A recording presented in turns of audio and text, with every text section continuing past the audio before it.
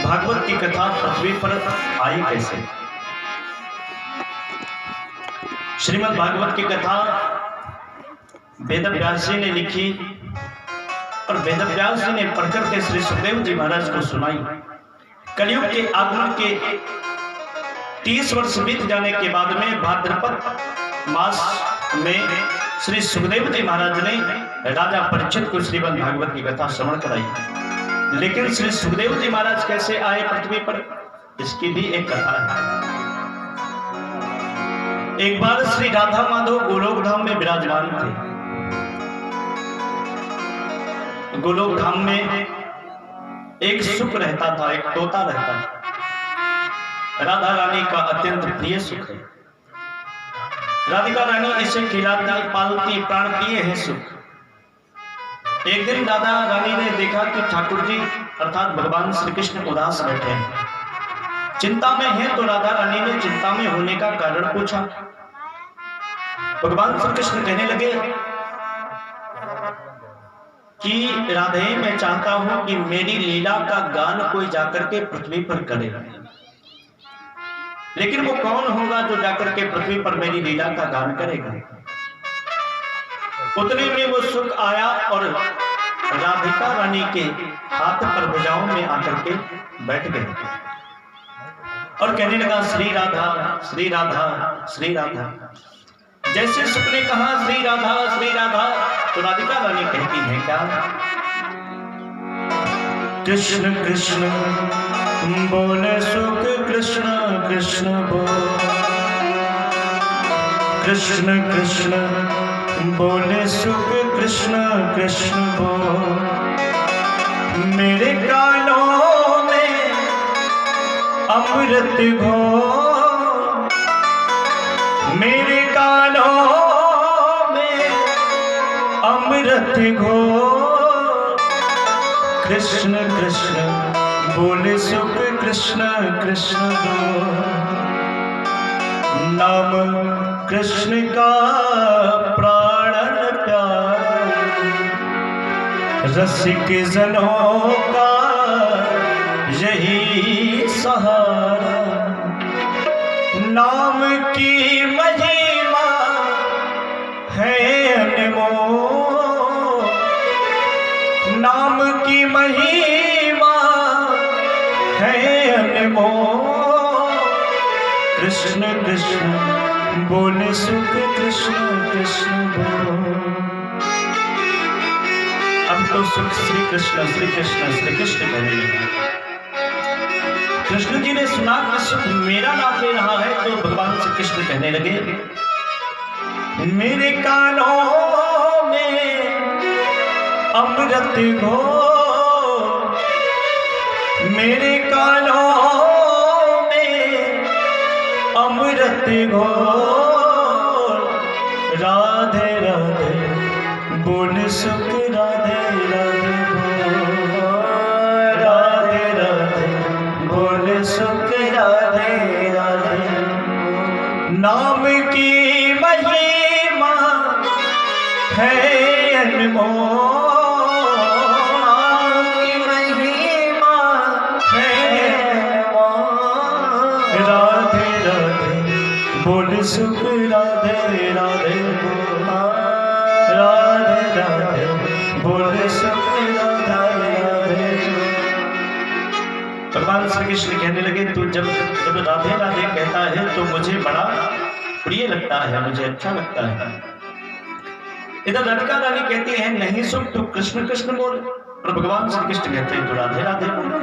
उतने में तो सुख राधे कृष्ण राधे कृष्ण राधे कृष्ण कहने लगे। एक बार देवर्षि नारद जी भगवान भोलेनाथ से मिलने के लिए कैलाश पर्वत पर गए। भगवान भोलेनाथ थे नहीं, माता पार्वती के दर्शन हुए। तो माता पार्वती के गुरुजी हैं देवर्षि नारद जी। माता पार्वती ने प्रणाम किया और माता पार्वती कहने लगी, प्रभु कहो कैसे आगमन हुआ। तो देवर्षि नारद जी कहने लगे, बस कुछ नहीं, भोलेनाथ जी से मिलना था तो मैं आ गया। माता पार्वती कहने लगी, देखो वो तो अभी है नहीं, जब आएंगे तब आपसे मुलाकात हो जाएगी। देवर्षि नारद जी कहने लगे, ये बताओ पुत्री, आपको भोले बाबा मानते तो है ना? कहने लगे बाबा आप तो भोले बाबा मानते तो हैं ना? माता पार्वती कहने लगी हाँ प्रभु मानते हैं, ध्यान से सुनना। तो माता देवर्षि नारद जी कहने लगे तो अगर तुम्हें प्रेम करते हैं, स्नेह करते हैं, तब ये बात तुम्हें जरूर बताई होगी कि भगवान भोलेनाथ के गले में जो मुंडमाला है वो किसकी है? माता पार्वती कहने लगी इसकी आज तक कोई चर्चा ही नहीं हुई।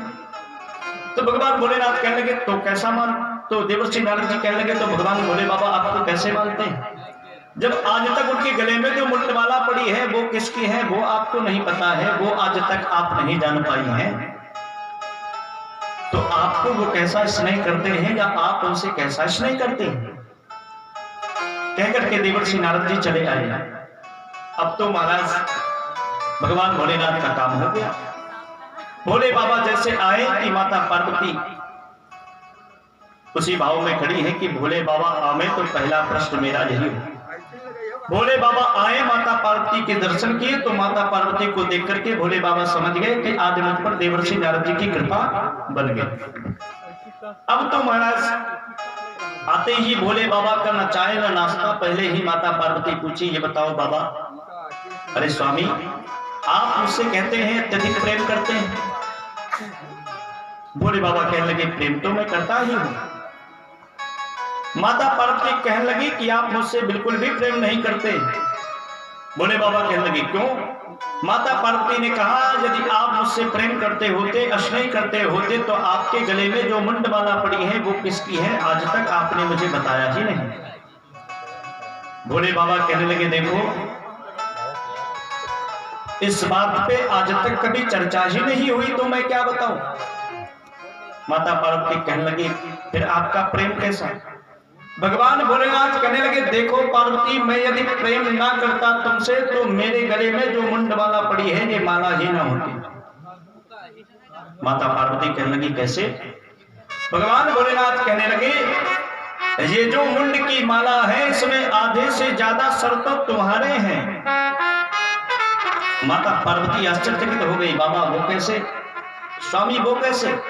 तो भगवान भोलेनाथ कहने लगे देखो जब जब तुम्हारा जन्म हुआ है तुम्हारा विवाह मुझसे हुआ, मुझसे होने के बाद में जब जब तुम्हारी मृत्यु हुई है मैंने तुमसे स्नेह करने के कारण, प्रेम करने के कारण मैंने तुम्हारे मुंड को अपने गले में माला बना करके धारण कर लिया है। माता पार्वती ने प्रश्न किया स्वामी बार बार मेरी ही मृत्यु क्यों होती है, आपकी मृत्यु क्यों नहीं होती? अब भगवान भोलेनाथ कहने लगे देखो इसका कारण है अमर कथा। अमर कथा के कारण मेरी मृत्यु नहीं होती है और बार बार तुम्हारी मृत्यु हो जाती है। तो माता पार्वती कहने लगी तो बाबा मुझे भी अमर की कथा सुनाइए, अमर कथा सुनाइए। भगवान भोलेनाथ महाराज कहते हैं अमर के कथा के कारण हमारी मृत्यु नहीं होती है। पार्वती जी ने आग्रह किया हमको भी अमर कथा सुनाइए। तो भगवान भोलेनाथ माता पार्वती जी को लेकर के धरती पर आए और कहा गए अमरनाथ धाम, जहाँ आज भी बहुत सारे भक्त दर्शन करने के लिए जाते हैं भगवान भोलेनाथ के। क्यों? कोई गया है अमरनाथ? कोई नहीं गया। तो महाराज भगवान भोलेनाथ माता पार्वती को लेकर के पृथ्वी पर आए, अमरनाथ धाम में विराजित हो गए। उसी पवित्र भूमि पर बैठ करके भगवान भोलेनाथ ने माता पार्वती को अमर कथा सुनानी प्रारंभ की। भगवान भोलेनाथ ने कहा कि देखो मैं कथा सुनाता रहूंगा और तुम हुंकारी भरती रहना है, क्योंकि मैं तो कथा करने में मग्न रहूंगा और तुम हुंकारी भरती रहोगी तो मुझे आभास होता रहेगा कि तुम मेरी कथा को सुन रही हो। इधर राधिका रानी ने अपने सुख को भी भेज दिया कि जाओ तुम चुपके से बैठ करके कथा सुन लो। सुख आया, वृक्ष पर चुपके से बैठ गया और भगवान भोलेनाथ के मुखारबिंद से अमर कथा को सुनने लगे। माता पार्वती हुंकारी भर रही थी, कथा को सुनते सुनते सुनते सुनते माता पार्वती को नींद आ गई। सुख ने सोचा कि हुंकारी बंद हो गई है तो कथा भी बंद हो जाएगी, तो माता पार्वती के स्थान पर वो सुख हुंकारी भरने लगा। भगवान भोलेनाथ तो कथा करने में मग्न थे, हुंकारी कौन भर रहा है उनसे क्या मतलब। उन्होंने सोचा कि माता पार्वती कथा को सुन रही। देखो, कथा में नींद उसे आती है जिसने अपने जीवन में पाप किया होता है। आप सोच रहे होंगे माता पार्वती ने कौन सा पाप किया था? माता पार्वती ने भी पाप किया था भगवान श्री राम की परीक्षा लेकर। तो माता पार्वती सो गई, सुख हुंकारी भर रहा था, भगवान भोलेनाथ का ध्यान टूटा। तो भगवान भोलेनाथ ने देखा कि माता पार्वती तो सो रही, फिर हुंकारी कौन भर रहा है। चारों तरफ खोजने लगे तो वो सुख डर के मारे उड़ भगा, और जैसे भगा कि भगवान भोलेनाथ ने देखा इसने तो मेरी अमर कथा चुरा ली। त्रिशूल लेकर के भगवान भोलेनाथ पीछे पीछे और वो सुख आगे आगे भाग रहा है। तो महाराज वो सुख आगे आगे, भगवान भोलेनाथ पीछे पीछे, सुख डर के मारे कहां पहुंचा? बद्रिका आश्रम। श्री वेदव्यास जी महाराज के घर पहुंच गया, और वेदव्यास जी महाराज की पत्नी को जमाई आई।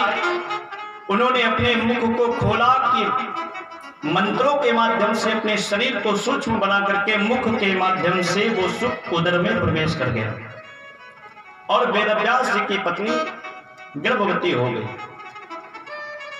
इधर भगवान भोलेनाथ आए बद्रिका आश्रम में, वेदव्यास जी के आश्रम के बाहर खड़े हैं।